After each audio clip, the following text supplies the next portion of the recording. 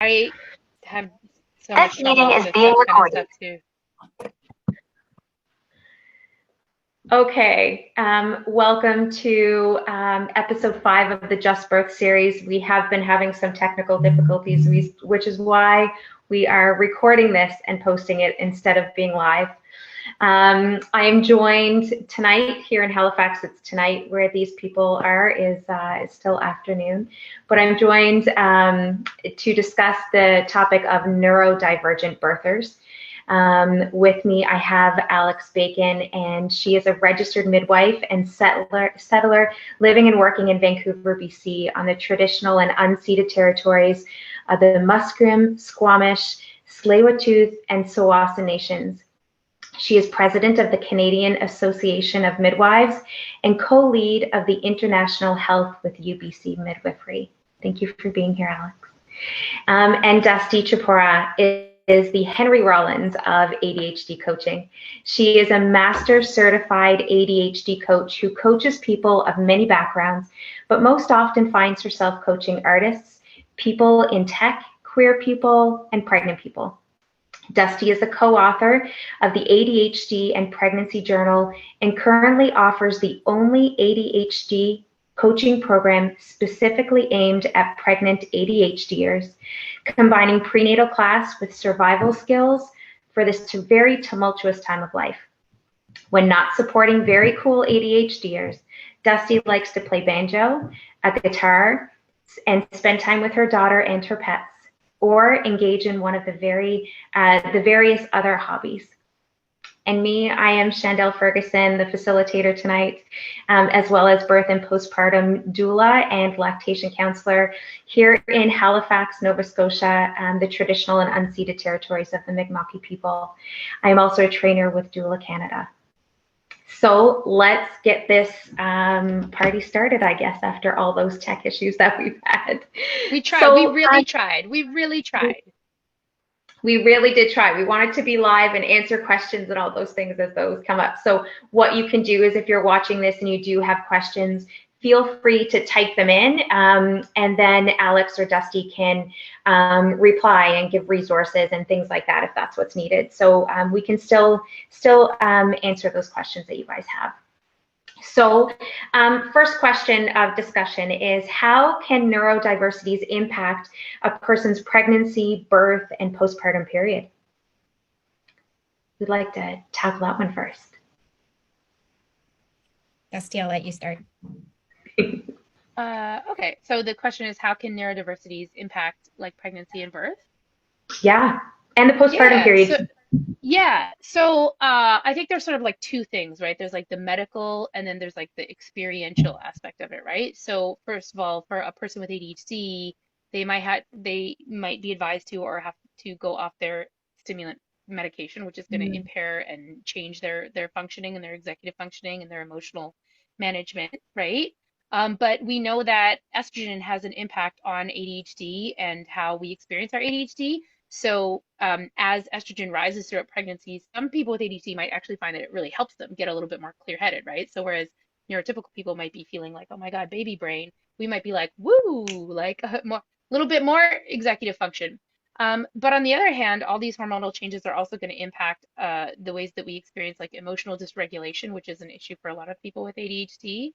Um, and people with ADHD already experience some executive functioning challenges around organization, like social inhibition, emotional regulation, overwhelm, task management. So, doing all of those things plus having to deal with a lot of like unusual physical symptoms that they're not used to, like fatigue, nausea, different kinds of pain. Um, that's going to sort of amplify a lot of those ADHD struggles. Um, People who are autistic also have some differences in like sensory input, pain, that kind of thing. So how they actually experience the sensory input of pregnancy might be different, right? For autistic people. There's a lot of overlap between autism and ADHD.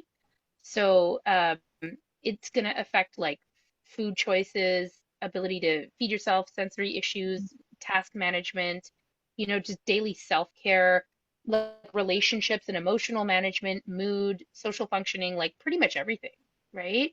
And then in the postpartum period, when we have that estrogen crash, a lot of people are going to be, underslept. They have new baby. They might be feeling hormonal and like really emotional. So they might be struggling a lot with the transition to new parenthood.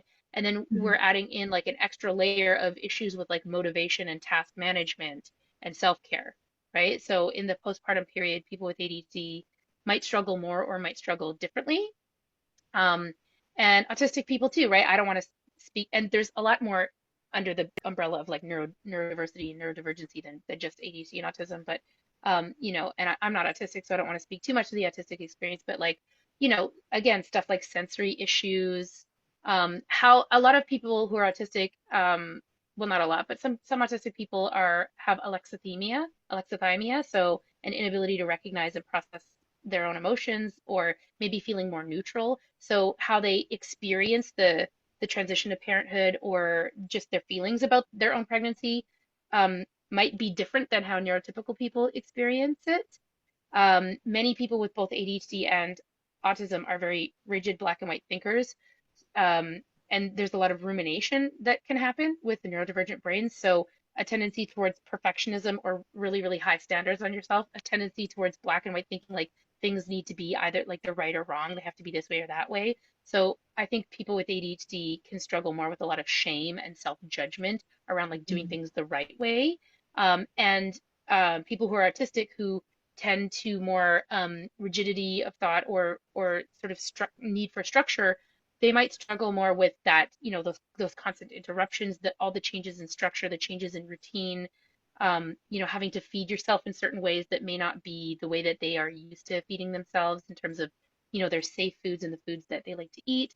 So I think there's just a lot of little things.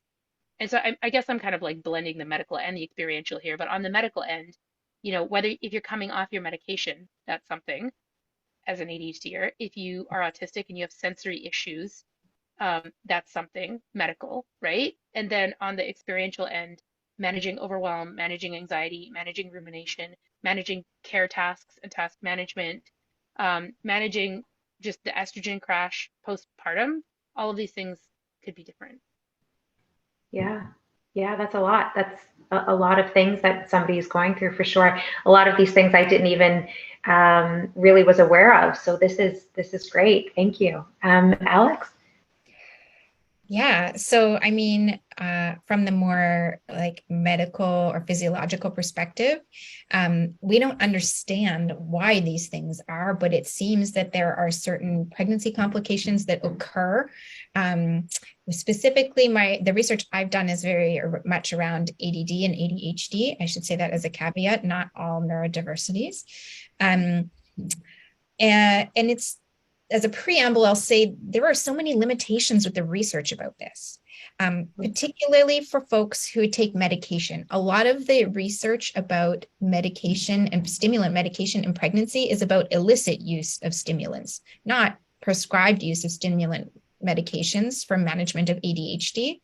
And so it also doesn't control for all the other social factors and complications that might go on for a person who's using stimulant substances without a prescription, right? So all that to say, it's very limited. There are no guidelines on the management of ADHD and pregnancy whatsoever. So it's hard to know, but really like high level, I would say that folks with ADHD in pregnancy, there's a higher risk of having a challenging birth, of having high blood pressure and even preeclampsia. And for those who aren't maybe in the birth work field, preeclampsia is when your blood pressure is so high that it has other organ systems involved. So the high blood pressure is impacting the function of your liver or your kidneys, for example. And then there seems to be an increased chance, 20 to 30% increase of having a cesarean birth. And a higher rate of babies needing some help to start breathing or some admission to the NICU unit, the neonatal intensive care unit. And that seems to be related. And that increase is seen even in people and their babies who were not diagnosed or treated for ADHD until after birth. So it really suggests that it's ADHD itself and not necessarily stimulant medication that's a predictor of those pregnancy complications, which is fascinating, and a lot more, needs to be understood. And I think whenever we think about those things, we know that continuity of care with your care provider really helps in terms of avoiding health complications or catching them early and increasing your chance of a vaginal birth as opposed to cesarean birth. And all of these statistics, are they out there for any random person to find the literature on? Because those are some pretty high numbers for challenges during birth and pregnancy and postpartum, immediate postpartum for baby. So is that out there? Because of the clients that I've supported, that's never ever been discussed. Their care provider has never ever chatted with them about those higher risks. So where can people find that information? That information is public-ish, but honestly, I had to do a literature review, like very academic. I'm lucky I'm affiliated with a couple institutions.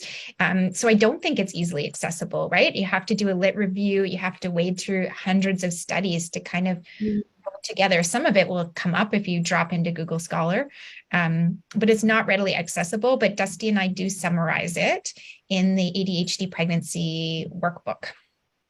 Okay. And is that a course that you guys have? I was just going to say there are some, if you were just Googling about it, there are like a few articles that have been written, and there are like more and more studies coming out, but it's not, I think it's pretty hit or miss if you're going to find that information. A lot of people don't know it, even though there are some articles out there. They're few and far between. And I would say, like, from a primary care physician, like primary care provider standpoint, like most people's like general practitioners, I mean, unless you have a vested interest in ADHD and you've studied about it a lot, or maybe you have it yourself, like I wouldn't say that most general practitioners that I've heard of are pretty like hip to like what it actually means to have ADHD. So I would be very surprised if anybody's care provider like knew that much, because again, like so much of what we're struggling with ADHD is kind of like how the ADHD, the experiential effect of like what it means in our day-to-day life, right? So like people all the time with ADHD might be talking about the way that, they struggle to manage their emotions, or they struggle to like remember to eat, but that's not like, in a doctor's office, they're not going to be like, so you have ADHD and that might mean you like have a harder time, remembering to use those veggies in your crisper before they go bad. No, right? Like there's not so I would be surprised, I guess, is Right. what I'm saying, if any general practitioner was hip to that. Yeah, unfortunately. And as far as the ADHD and pregnancy workbook, it's a digital download that we made. It's on my website. And if anybody has any issues with accessibility as far as like cost, you can always email me, and you can, it's accessible to everyone. It's a sort of pay what you can. If you can't afford to pay for it, that's cool. I think it's like $20 or something. And it's a digital fillable workbook, so you can fill it out online, or you can print it and like fill it out on paper, and it's sort of half like book, like with info, and then like half workbook, like journal for people to follow along with. Wonderful. Well, we'll definitely link that after we post this video. We'll definitely have to link that in there for people, and for doulas as well, because that's good for doulas to have that information too. So that kind of segues into the next question that we'll chat about is, can you share maybe an instance or two of how you've seen people with neurodiversities supported or unsupported in perinatal care by their healthcare providers? Do you want to speak to this at all first, Alix? I wish I could say, I had a lot of examples of people being well supported, but honestly, it wasn't on my radar as a healthcare provider until I met Dusty. Dusty and I met in prenatal classes ourselves. And Dusty kind of said to me like, whoa, did you learn anything about ADHD and pregnancy? Because I was getting, nobody knew anything, when she went through. And no, it had never been mentioned in school. I'd never seen a paper. I started calling around my community to gather resources. I called the nutritionist and they said, no, we don't have anything for ADHD and pregnancy. And then I called up the mental health team and they said, no, we don't have anything. And then I called the pharmacist at the hospital and they said, I don't know. And so other than Dusty being a super awesome resource, no, the answer is a big no. So I once coached a woman, and I coached her because I was in some Facebook groups for like women, and she said, I'm desperate, I need help. I've just had my second baby and I want to get on ADHD meds because I'm not managing. And my care provider actually, I went to one and he told me I would have to stop breastfeeding. And I got a second opinion. I went to another doctor and he actually kicked me out of his office for suggesting that I'd be able to take stimulant medication while breastfeeding. And so she was desperate. And I said, girl, I'll coach you. Like, I'm going to help you through this.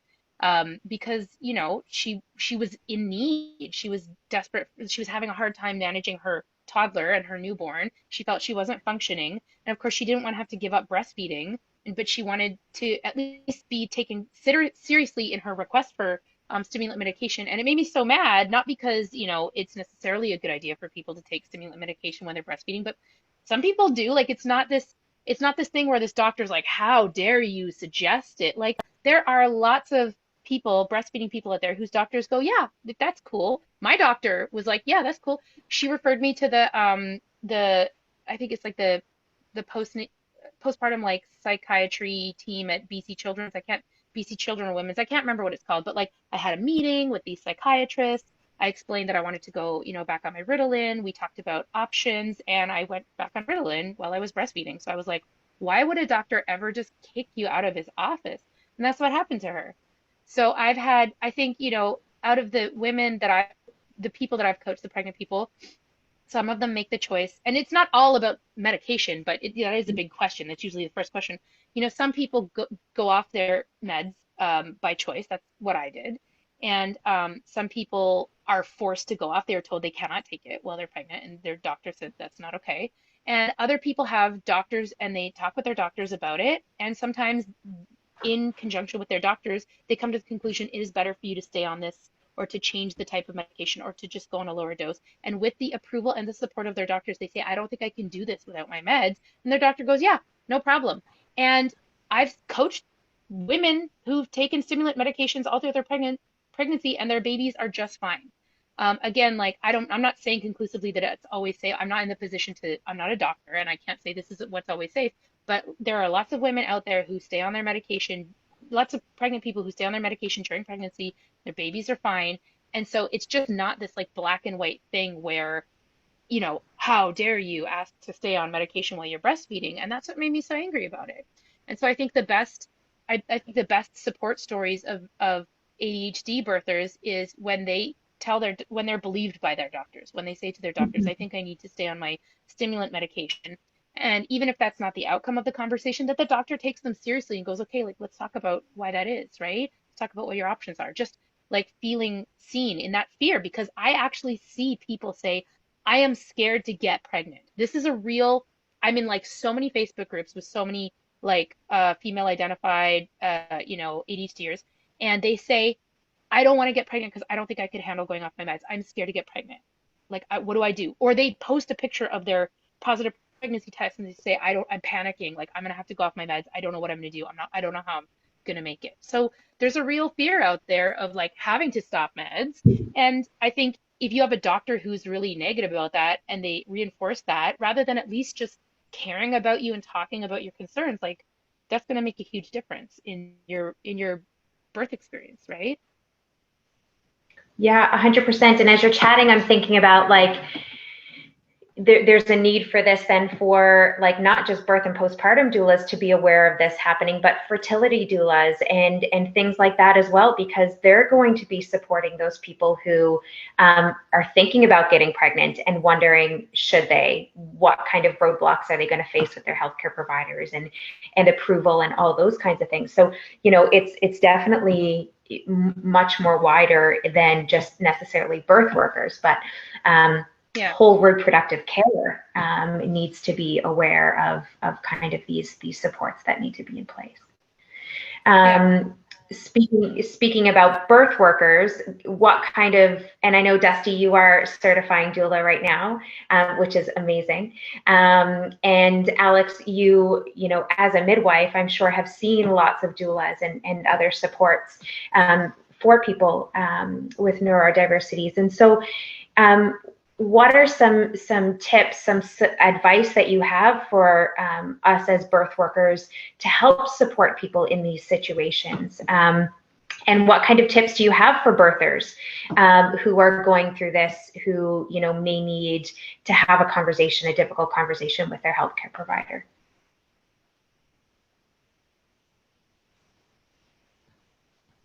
Okay, well, I can jump in. I'm sure we both have lots of ideas.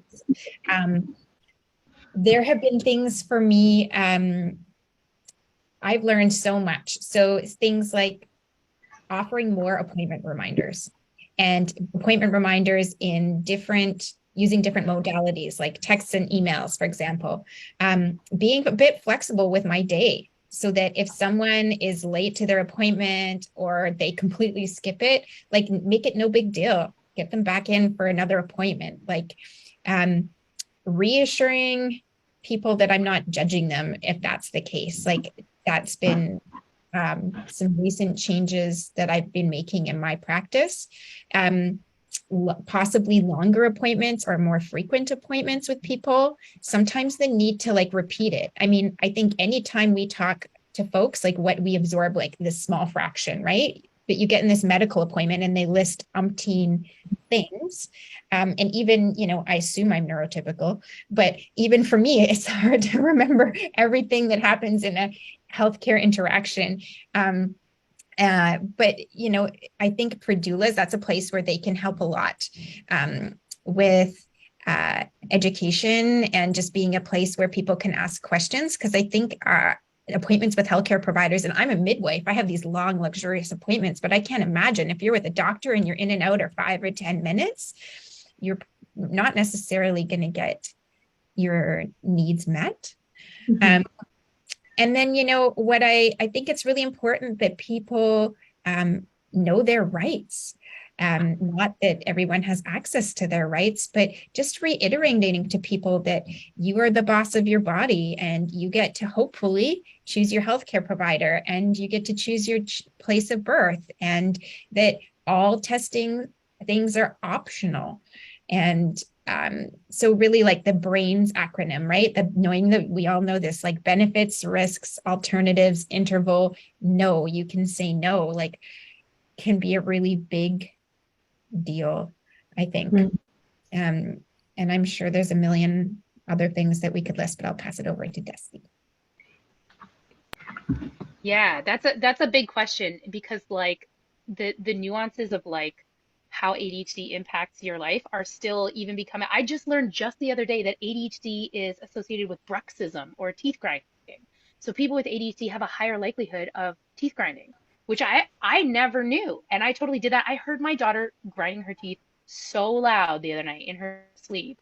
And I have 2 friends with ADHD who have broken teeth. And they've broken teeth in part because they've struggled with dental challenges. But now I have to wonder, was that also contributed to by them like more pressure on their teeth? Like, so there's all kinds of stuff, right? But I think like as Alix said, I think the first like in words, Alix, you mentioned like, oh, that you had not heard that any midwives were screening for neurodiversity. So I think that's the first thing, is screen for neurodiversity. Ask people if they have ADHD or if they're autistic or if they have any neurodiversities. And since we started doing this, people keep asking me, well, what is the best way to ask someone if they think they might have ADHD or if they're neurodiverse without offending them? But like, there's nothing offensive about, you just ask them. There's nothing offensive about having ADHD. And if anybody gets offended about them, that's about that, you can just say, oh, didn't mean to offend you. Like, it's not a weird, 1 in 5 people have ADHD. So you can just ask, do you have any neurodiversity such as ADHD, autism, so on and so forth? Or do you think you might have one, right? And if the person self-identifies, great. Like right from there, you can start the conversation. And it's important, like ADHD impacts every aspect of your life. It influences everything. So I think you can start right off the hop asking people like, what are your concerns around your ADHD with this pregnancy? Are there things that I can do to make this easier for you with your ADHD? Like, do you need more reminders? You know, what kinds of things do you tend to struggle with? Because people will know, right? Or I think most people will know. And from there, I think just reiterating a lot of what Alix said is like the big thing that I think I've met one person with ADHD who didn't have like a whole backpack full of shame, right? So like the thing that goes hand in hand with ADHD is like shame and self-judgment, right? Shame about cleanliness, shame about hygiene, shame about lateness, shame about forgetfulness, shame about like being too much, being too loud, being too impulsive, talking too much, inappropriate oversharing. So there's a lot of shame, and I think like the more, like Alix says, you can reassure people that you're not judging them, that it's okay. Because if you have an ADHD client and they miss an appointment, a lot of the times if they ghost you, it's not because they don't care, it's because they are so ashamed that they just cannot bring themselves to ever see you again. Like I have seen people ghost people because they're just so embarrassed that they're like, I can't face that person. So like really letting people know, like redefining some of your ideas around what lateness means culturally, I think. Like we have this idea that like, oh, if you are chronically late, you think that your time is more important than the other person's time. And I can tell you that when I have made a bunch of efforts to be on time and I'm about to leave my house and all of a sudden I can't find my wallet because I didn't put it where I was supposed to put it last night, and now I'm peeling everything apart, and then I go get in my car and my car is on empty because I intended to put gas on my car on my way home, but then I got distracted and I forgot, and now I'm late because I had to look for my wallet, and now I'm late because I have to stop at the gas station. That is not me thinking that I'm more important than you. Like I'm already in a high state of distress when that happens, right? And so then if someone is judging me like, oh, it's so easy, you should have just been more organized, like I'm gonna cry. I'm gonna cry and I'm never gonna come back, right? So redefining some of those ideas around what lateness means and like really letting it be okay that people are late. And like, look, if you have to charge a missed appointment fee, that's cool. You don't have to be judgy about it. You can be like, listen, I'm so sorry. You know, I know you didn't mean to be late. I do still have to charge the missed appointment fee. And people will be like, most people with ADC will be like, yes, no problem. I get it. It's on me that I was late, right? But hey, it's no big deal that you missed the appointment. Let's just reschedule it. One aspect of emotional dysregulation that manifests with ADHD and autism is rejection sensitivity, right? And so rejection sensitivity is the real or perceived sense of being rejected in the absence of like positive affirmation. So what you might think of as neutral might read as negative to a person with rejection sensitivity. So again, I think you can never do too much to be warm and to reassure the person that you like them, that you care about them, that you're not judging them, that it doesn't matter that they were late, that it's nothing to be embarrassed about, that they're struggling to brush their teeth, like whatever the issue that they're struggling with is, just like getting away from your preconceived notions of like why that person is doing that or what that might mean, especially if they've told you that they have ADHD. So that's one thing.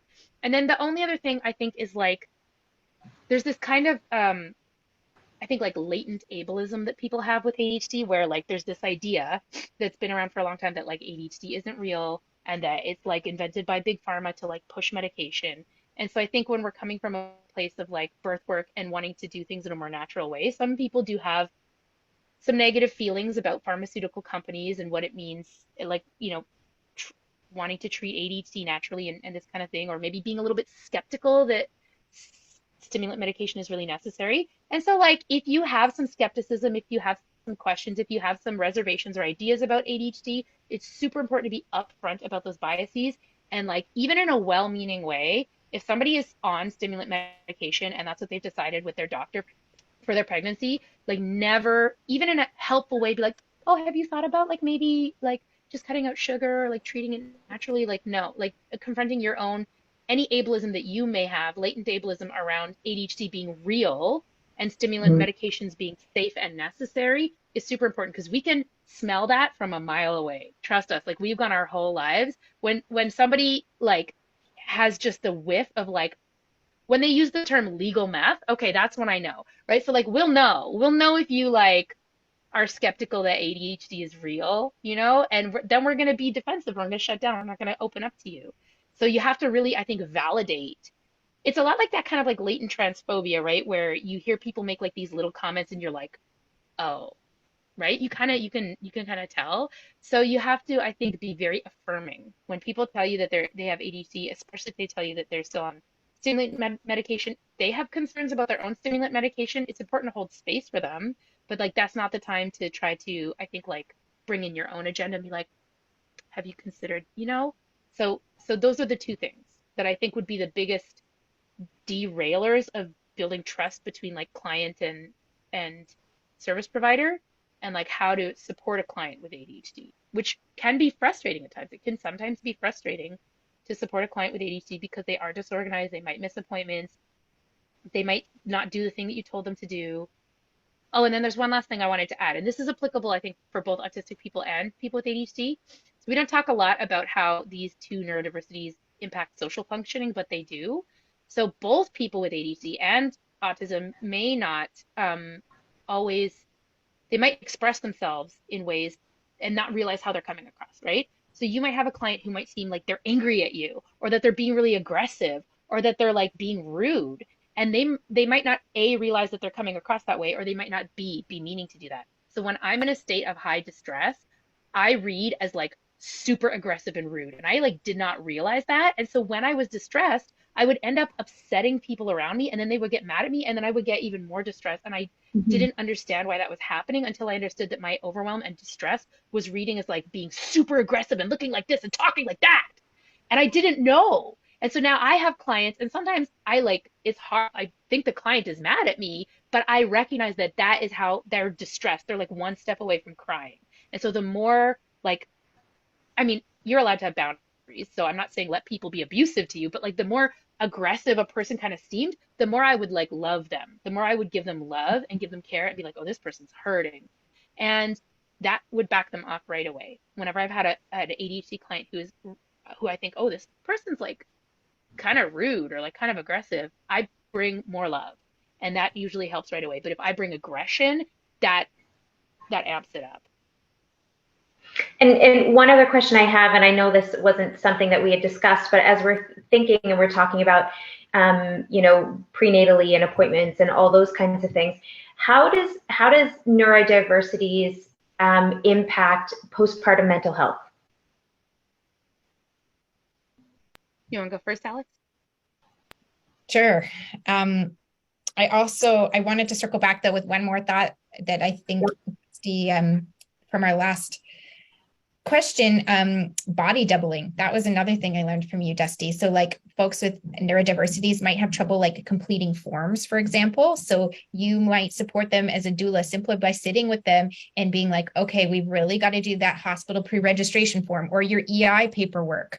Like there might be that kind of support that is totally different from what you're used to doing for a client, but might be really helpful. But I'm so glad you asked about the postpartum, because planning for postpartum is a huge part of how you can support as a doula or a birth worker. The statistics on postpartum depression and postpartum anxiety are shocking. Well over half of neurodivergent folks will have postpartum depression and or anxiety. Like Dusty said, the estrogen crashes and your sleep is disrupted. And we know sleep disruption for neurodivergent folks is awful. And this is a sleep disruption that never ends for those of us who are parents. I shouldn't say that. It will end eventually, but not for potentially a couple years. And so that is huge. We need to just rally around neurodivergent folks and make sure that they have so much support and realistic expectations. I think we've all talked to that person who says, when I'm on mat leave, I'm going to learn French, or I'm going to do that one last course to finish my degree, or they have these ambitious ideas about what they're going to do. And I'm like, no, if you body feed your child, that's like 8 hours a day. It's a full-time job. You will spend 1,600 hours in the first year of your child's life body feeding. So having those really realistic expectations, but and really preparing for the postpartum is going to be huge. huge. So, I talk to people about making sure that they're filling their freezer with meals, or if someone wants to do something for them, like forget the baby shower, focus on the meal train. The meal train is going to be really, really important. Outsourcing everything that you can possibly outsource. So do you pick disposable diapers, or do you get a diaper service rather than wash those diapers yourself? Because you don't need that extra thing in your day. Really strategizing about sleep. And for me as a midwife, when I'm talking to people who know that their mental health and sleep are really intertwined, and this might be controversial, but we have a real talk about how you're going to feed your baby. Right. Because it might be for certain individuals that maybe exclusive body feeding isn't the right choice for them, because the disruptions to their sleep are so profound that if you can't get up and function, then you can't function, right? We have to be able to function. So having some very real conversations about, do their partner or partners take more time off of work? Can they get a postpartum doula? Is there a family member they can stay with, or that can come and stay with them, or people who can do shifts? That's all going to be huge for planning for the postpartum. That conversation about all of the things, right? Making sure meals, hydration, even basic things like hygiene, like things that we might not think that we need to talk about with folks. We might need to have conversations about. Right. That's a big stat, that more than half. That's a large number. So that's very important to know for sure. Yeah, so like Alex was saying, basically like the term body doubling refers to like kind of you're sort of holding the space for someone while they do something. So, maybe Shandelle, you're cleaning your living room, I'm working on some paperwork, Alex is painting a photo, and we're all just on Zoom together. Body doubling was the only way I could keep my house clean after my baby was born. Like I would invite my mom over. We were trying to watch Star Trek. My mom lived across the hall at the time, and we'd sit down, put on Star Trek, and then all of a sudden I would get up and start cleaning. I would just feel this like whatever like wasn't, I had a consultation with someone yesterday and they said, I'm not bored, but I just can't. Like it feels like my body can't, like I want to, and there's this issue that people with ADT have with like actually starting, right? Starting is very hard. The sort of mechanism in the brain that's supposed to like work in a certain way, like isn't, so you can be like almost this feeling of paralysis, like you want to, but you feel like you can't. So there's something about body doubling that makes that really easy. So my mom would come over and I'd get up and start cleaning the kitchen and Star Trek would be on and she'd say, do you want me to pause it? And I go, no, no, no, I've seen it. You watch it. And I'd clean the whole episode and she'd go, do you want me to help you? And I go, no, you're helping me. Right? Like just watch the show and I can listen to the show and then it makes it possible for me to get these things done. So you can do that with your clients to do paperwork, postpartum doulas. I think it'd be really helpful. Like, I think, we are always encouraging people to do less. I'm like, oh, no, no, no, don't do things. But I think also like with ADT, sometimes you have to do, right? And so it can feel really good to finally be able to do the thing that you've been struggling to do. So if you come over and client wants to clean with you, or your client wants to get some fold baby clothes I was cleaning my client's house. I was doulaing someone and I would clean her house and she got some packing done that she needed to get done, or she was going through some clothing, right? It can just make it feel more possible to suddenly get things done when someone's there. So it might look like what the services that you perform as a postpartum doula a little bit different, because maybe you go and you body double your client and you help them get some of the things. When you're sitting there, it was agony for me sitting there with a baby and I'm looking at all these things I want to do and I'm like just itching. I'm like, go to take a nap, take a nap, take a nap. And as soon as that baby was asleep, I wasn't like sleep when the baby sleeps. I organized my whole house. I cleaned everything. I like did all this stuff. Like I was just like vibrating because I'm like much more hyperactive. So like I'm sitting there, sitting, waiting for my opportunity to just jump up and like get all that energy out, right? So I needed to I was like going out of my mind with boredom, having to sit still all the time. That's not the question that we were answering because that was about body doubling. What were we talking about just now? Postpartum mental health. Right. So that, I mean, it's related to postpartum mental health, but so we know that there's a big link between estrogen and ADHD, not just in pregnancy, but when people with ADHD go through menopause, they tend to struggle more. There's a higher rate of premenstrual dysphoric disorder among women with ADHD, and like suicidal ideation as a result of that. So the rise and fall of estrogen with like the luteal phase and your period and all that has a profound impact on some people with ADHD and their ability to function and their emotional well-being. So in the postpartum period, right, your estrogen's going to be super low. So on top of that, like regular crash you're having with like no sleep, your emotional response might be more extreme. Again, like I really want to hype up here the connection between like hormones and emotional dysregulation.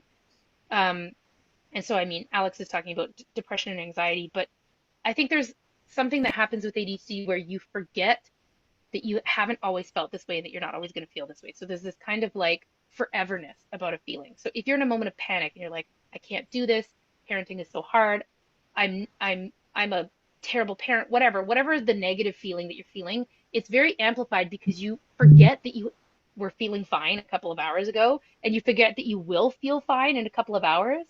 So you're in, Shandelle, you're in Halifax, is that right? Yeah. Yeah. Is that what you said? Okay, you know that bridge that goes out to PEI and you're driving across it, right? And you get to a certain point where you can't see land behind you and you can't see land in front of you. That is what it's like to have a negative emotion with ADHD. You're like, will I ever see land again? I don't know. Does land even exist? I forget. I've just been on this bridge my whole life. I live here now, right? And so any negative emotion is very hard for us, I think, to remember that like there is a future, perhaps only moments away, perhaps hours or days away, where you don't feel this bad and you just have to get through this feeling. So what I'm really talking about is distress tolerance, right? Distress tolerance is a lot harder with ADHD, and it can make, hi Juba, hi, how you doing? That it can make it harder, right? And Alix was mentioning like feeding yourself. So like I got mastitis so many times because I kept forgetting to drink water. Like I literally kept getting mastitis. Um, I've been pregnant 4 times and I've had one successful birth. But the second time I got pregnant, I had a miscarriage.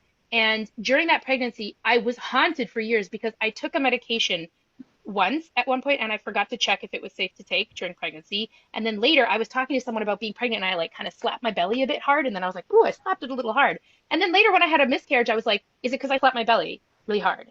Did I kill the baby? Is it because I took this medication? And I, in those moments when I did those things, I wasn't thinking about being pregnant. I like forgot I was pregnant. I had so many problems remembering if I took my prenatal vitamin. I had to keep it in like 4 different places. I got pregnant because I forgot to take my birth control pills. Like that's what happened. So, it's there's all these different little things that are very easy to forget when you have ADHD, even forgetting to eat.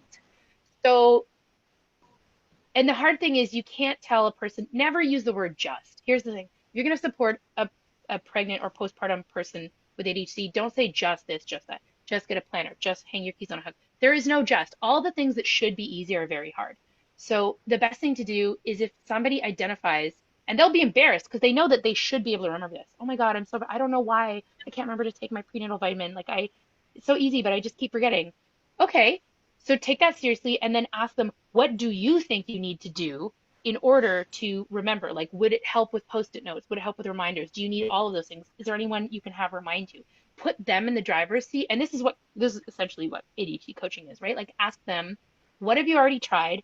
And what do you think you need to try? Because the chances are, if a person with ADHD is telling you that they're struggling with something, they have already tried a bunch of stuff and they're very frustrated that all of those things didn't work. So if you just start throwing out suggestions, it's only going to make them more frustrated because they probably have tried most of the things you're suggesting. So the best thing to do is ask them, okay, you're struggling to remember to take your prenatal vitamin.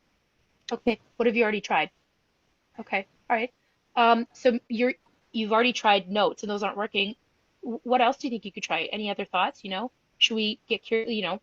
If they don't have any ideas, make suggestions for sure. But even just asking a person, getting them thinking about it, that's usually where we solve our own problem. We just need to slow down and think about those solutions and come up with them, right? Thank you. Real quick, I just wanted to mention as well, again, I'm not an expert in autistic experiences, but I think it's also like autistic people tend to have more restricted eating and like more sensory stuff around food. So the nutrition component with ADHD is like we forget to eat. And we do have some sensory stuff around food, but it's really autistic people who might have more challenges around nutrition. And so there may be more special ways that we need to support autistic clients with nutrition and eating as well. Mm-hmm. That's a really good point. Thank you both. This has been such a wonderful conversation, very eye-opening. I've taken notes as you guys are talking because it's very helpful. Any final thoughts or anything that you wanted to say that didn't get said tonight before we stop the video?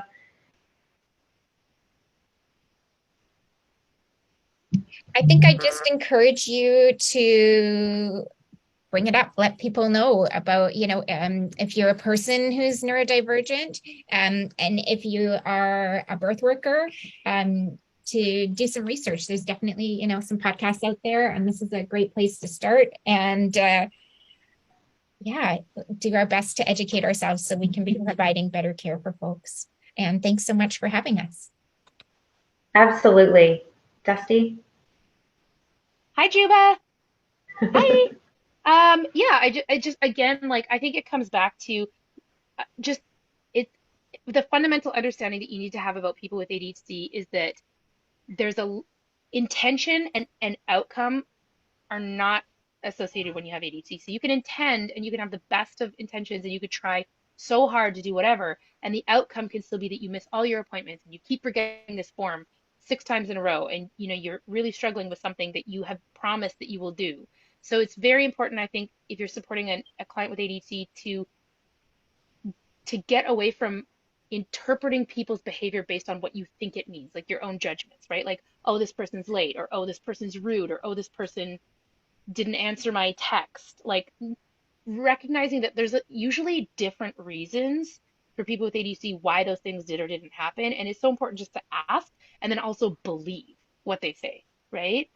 And, lastly, if a client of yours is on stimulant medication and that is the decision that they have made with their primary care practitioner, it's none of your business. Like, you affirm that, you take it seriously. And if they're not on medication, they don't want to be on medication, they're against medication, also super legit. Whatever, they are in charge of what their relationship to stimulant medication is. They've made that decision with their doctor, and you have to affirm it. And that's it. Wonderful. Thank you both so much. And this little one here in the camera as well has been catching my eye so much that I'm having a hard time focusing sometimes. I love it. I love little ones in videos. Wonderful. So thank you again.